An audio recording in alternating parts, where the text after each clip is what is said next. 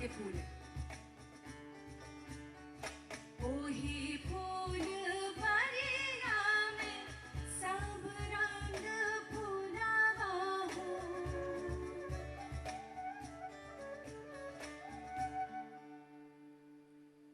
चुनी चुनी सियाले अनली गे हो रामा, चुनी चुनी सियाले अनली गे हो रामा, चलू सब सखियां आज जनक ललित फूल बरिया हो रामा,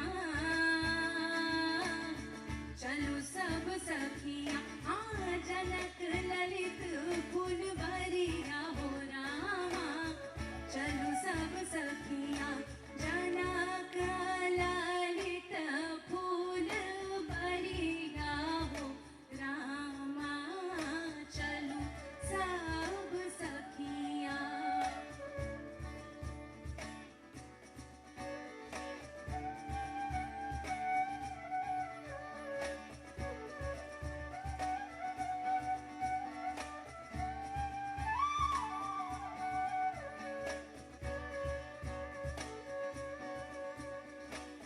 अभी सीता जी के घर में बहुत सारे गार्डन में बहुत सारे सुंदर फूल हैं, है ना। फूल वो ले आई और माला बना ली। They came, friends came and created a garland, माला बना ली राम के लिए। अब क्या होता है, माला लेके क्या होता है,